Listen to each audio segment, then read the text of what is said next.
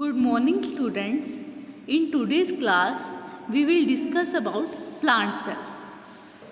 Okay. In yesterday's class we will discuss about the parts of the cell and their functions. We discussed that there are three main parts of the cell, that are cytochrome,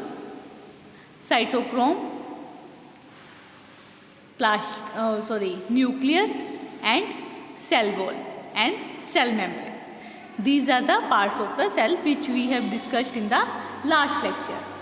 Also, cell wall is present only in plant cell, but it is absent in animal cell.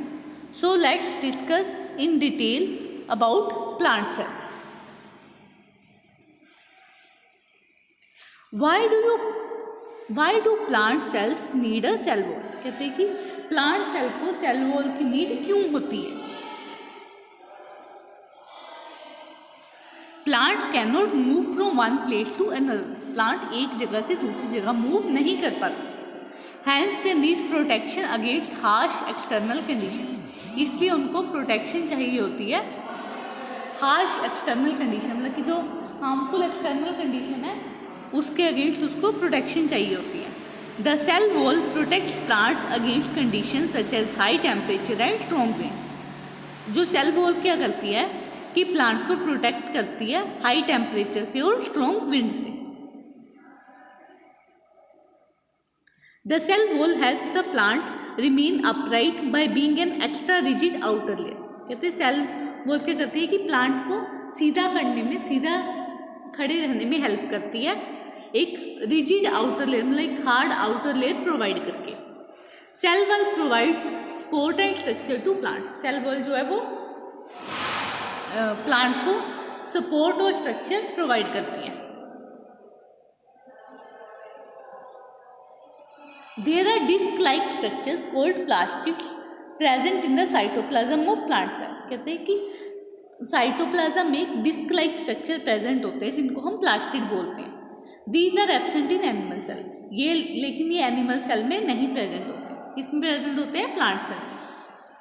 Likewise, the first figure is of animal cell and the second is of plant cell, and plastids are present in plant cell.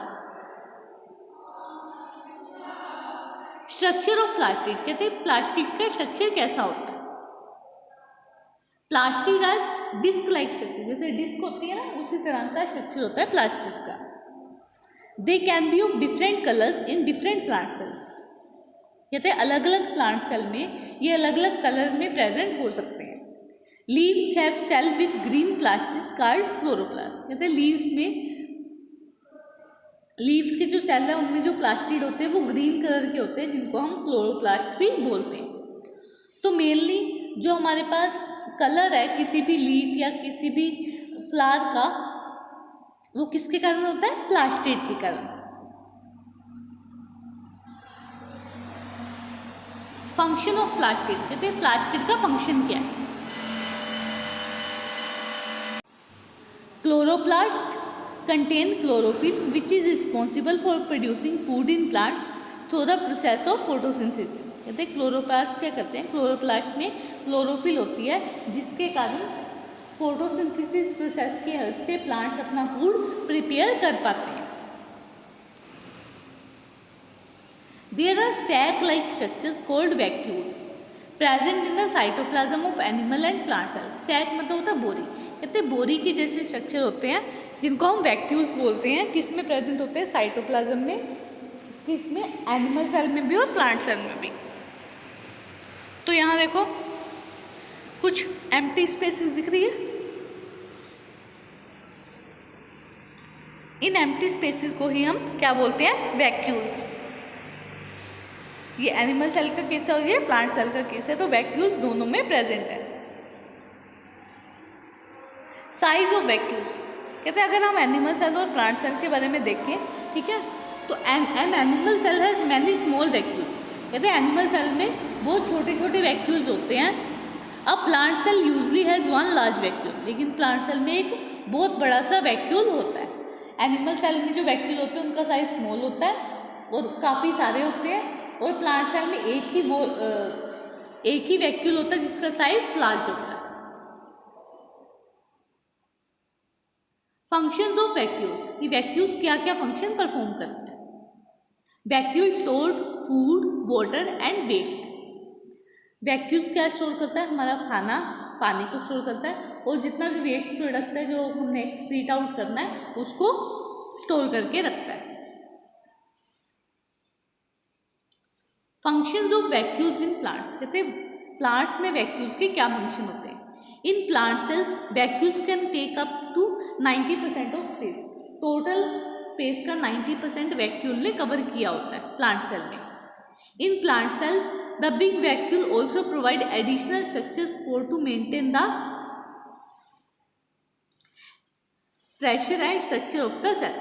कहते हैं कि क्या होता है, plant cell में जो big vacuoles हैं वो स्ट्रक्चर सपोर्ट प्रोवाइड करते हैं ताकि उसका जो प्रोसीजर है और जो स्ट्रक्चर है वो मेंटेन रह सके किसका, सेल का। Functions of vacuoles in plants, the absence of structure support from big vacuoles cause the plants to have wilted bodies. कहते हैं कि अगर वहाँ पर स्ट्रक्चर की सपोर्ट नहीं होगी बिग वैक्यूल्स के कारण तो प्लांट्स की विल्टेड बॉडी होगी, मतलब कि वो मुरझा जाएंगे। फॉर एग्जाम्पल द लीव्स और flowers which have cells with smaller vacuoles may be curled or wilted in appearance in comparison to the leaves or flowers in which cells have bigger vacuoles। कहते हैं कि ऐसे leaves और flowers जिनमें vacuoles छोटे होते हैं वो मुरझाए हुए दिखते हैं, मतलब कि थिन दिखते हैं एज कम्पेयर टू वो लीव्स और फ्लावर्स जिनमें वैक्यूल्स का साइज बड़ा होता है। कर्ल्ड और विटल मतलब कि कर्ली होते हैं, मतलब कि आपस में जुड़ जाते हैं और मुरझा जाते हैं। विटल्ड का मतलब मुरझा जाना। So there is a comparison of plant and animal cell. In plant cell they have a cell wall but animal cell they do not have a cell wall. Plant cell have plastids but animal cell do not have plastids. The size of the vacuoles is bigger in plant cell and it used to store food, water and waste as well as to provide additional structural support। additional structure support भी provide करता है। animal cell have smaller vacuoles to store food, water and waste। so this is about plant cell and animal cell and their comparison। Now we do some question। So first question is practice question 4.1 on SP5। How would the movement of an animal be different if the animal cell had a cell wall। कहते हैं कि animal की movement different कैसे होगी अगर animal के पास animal cell की सेल वॉल होती है तो। If the animal cell had a cell wall, कहते हैं अगर एनिमल सेल के पास सेल वॉल होगी the movement of an animal would be difficult as the presence of cell wall might lead to the animal having a rigid body. तो कहते हैं कि एनिमल की मूवमेंट जो है वो डिफिकल्ट हो जाएगी क्योंकि सेल वॉल की प्रेजेंस के कारण एनिमल को एक रिजिड बॉडी मिल जाएगी, एक हार्ड बॉडी मिल जाएगी जिससे वो मूव नहीं कर पाएगा। Moving on to next question. How would the structure of a plant be different if the vacuoles were smaller in size.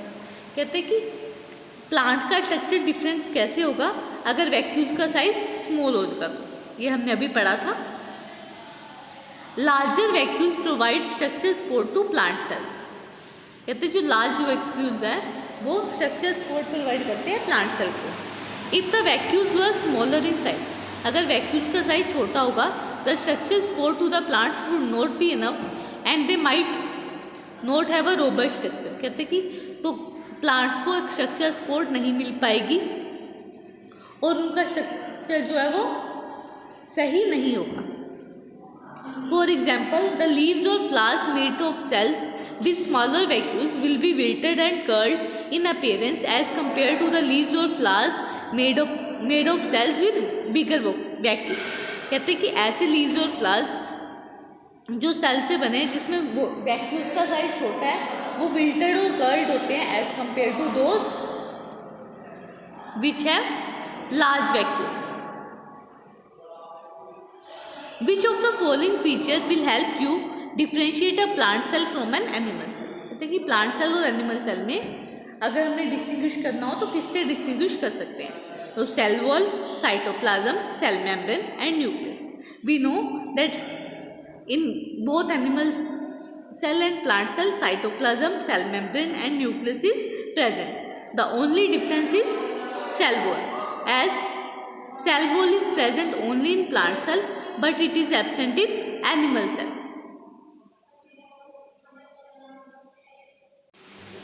So students, there are some steps to draw an animal cell and a plant cell. Okay, so we study how we draw an animal cell and a plant cell. First we study draw a rough circular shape that covers a quarter of your page. Quarter मतलब कि 1/4 हिस्सा जो page का है उसके ऊपर एक circular shape draw कर दो एनिमल सेल के लिए. पहले हम एनिमल सेल का पढ़ेंगे, फिर हम प्लांट सेल का पढ़ेंगे.